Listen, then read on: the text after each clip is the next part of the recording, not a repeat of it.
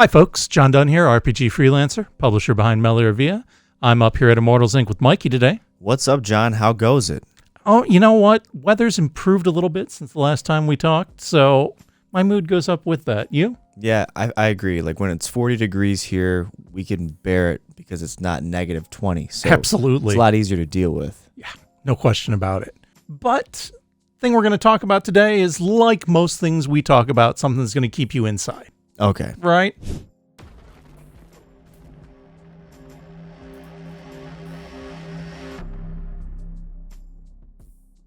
And this is something that might have kept some people inside for a while, because this is a computer game that is coming to tabletop. What's confusing about it is it was a computer adaptation of a tabletop game that then is coming to back to tabletop. So when was the original tabletop? So originally Dungeons & Dragons 5th edition, right? Well-known game that we might have talked about once or twice. This group by the name of Tactical Adventures got a license from Hasbro to do a computer version of Dungeons & Dragons. And the game they made is called Solasta. And they funded it off of a Kickstarter. And my apologies if I mangled that pronunciation, but who knows. But they funded it off of a Kickstarter. And as part of the Kickstarter, they did a campaign rulebook. And they released that to their backers. And then they kind of reached out to Modiphius and said, hey, maybe what if we do a revised, expanded version of this? And Modiphius said sure, and published it. And that came out pretty recently, late in 24. Okay. And so that's what we're going to talk about today. The Solasta Campaign Rulebook for 5th edition D&D. Nice. So there was a pretty big team working on this, which is not surprising when it was a computer game. But there's 4 core creatives that took credit on this. First one is Graham Davis. I believe we've mentioned his name before. Done a lot of work on Warhammer Fantasy Roleplay. Also quite a bit of work on Achtung Cthulhu. Okay. I believe we've talked about both of those. And then there are 3 folks who I didn't see previous tabletop role-playing credits, but I could have just missed them. That's Antoine Goulard, Emile Zhang, and Xavier Pennon. And again, apologies if I'm mangling your names. So there was a Kickstarter for this back in 2019, raised a little more than $250,000 for the computer role-playing game and that initial source book that I mentioned. And it was under license from Hasbro with the SRD 5.1. And honestly, it's generally regarded as the most faithful adaptation of Dungeons & Dragons into a computer game. Whoa. Yeah, so that's pretty high praise. But the version of the book we're talking about today is the revised one, which, like I said, just came out a few months ago. Modiphius is handling the publishing and distribution of it. So let's dive into that world, right? The first chunk of the book, first couple chapters really, tells us about the world of Solasta. It starts off with a 5,000-year timeline. Okay, so... Yeah, so we got a little bit of time where we could be adventuring there. It starts off, there was a elf and dragon empire, and really the dragons seemed to be kind of posing as elves and running things from behind the scenes. And there were 2 other dominant races in the world, and those are halflings and dwarves. And really this elven empire was kind of using the dwarves and halflings as slaves. Oh. Yeah, so the elves aren't really good guys at this point, right?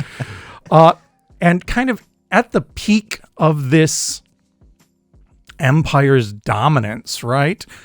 Humans showed up on the planet.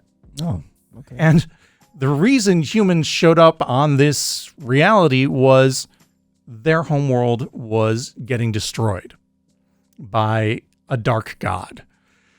Their god of evil kind of merged with their god of war and just started destroying all of humanity. Great.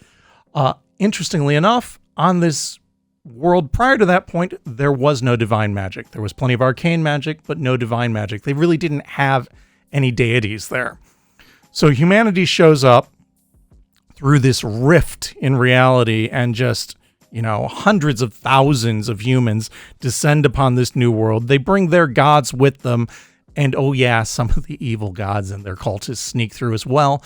And in the process, they bring a chunk of their homeworld with them, which kind of crashes into this new reality and basically shatters the continent. So we now have an inland sea, and the middle of the continent is full of badlands where basically mountain ranges landed sideways.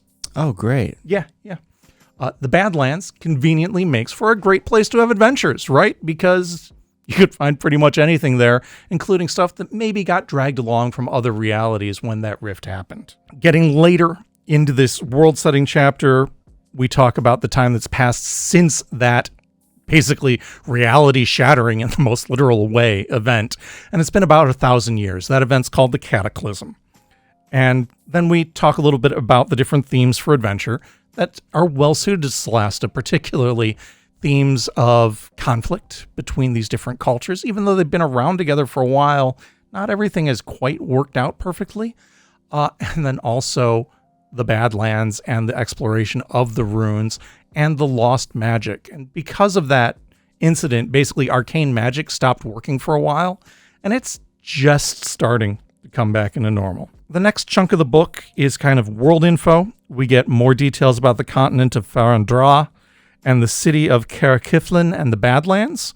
And the Badlands being, that core part of exploration, and that city being the capital of the Principality of Masgarth. And the Principality is basically the default setting. It's kind of the good guy place, more or less. We've got people of different ancestries and nationalities that are just kind of mostly getting along. And we've got plenty of motivation for adventurers to start out there and explore the rest of the world. The continent itself is divided into a western and an eastern part.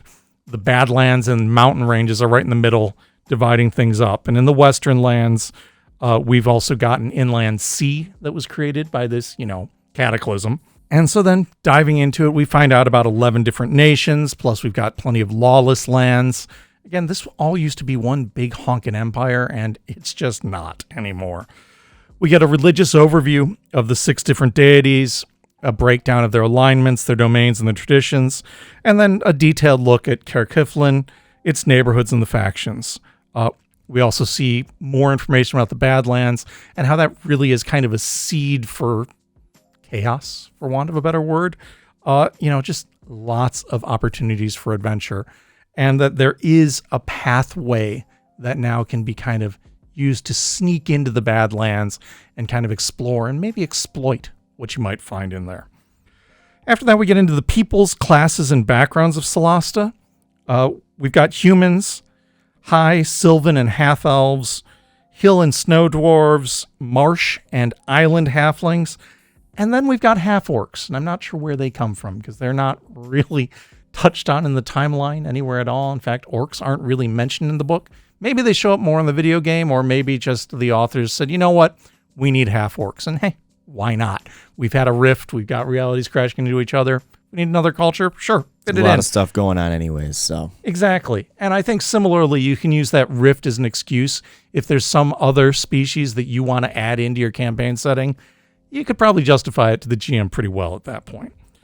Then we get the class breakdown: barbarian, bard, cleric, druid, fighter, monk, paladin, ranger, rogue, sorcerer, warlock, and wizard. We're basically covering the core D&D classes here, and we get new subclasses for all of them throughout this chunk of the book.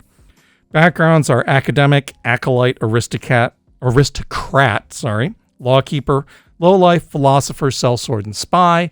It's just a solid assortment of basic backgrounds that are going to function in the setting. They're a little bit rethemed just to complement what's going on here. And then we get a section of monsters. This is not exhaustive. We get some thematic undead that are, well suited to the setting. We get a chunk of giant spiders because, any computer RPG, you're going to spend some time bashing spiders as you level up. Mm-hmm. And then redeemers. After that, there is a brief bit about Sor Akath, which are the evil gods that were basically responsible for the destruction of humanity's world and civilization.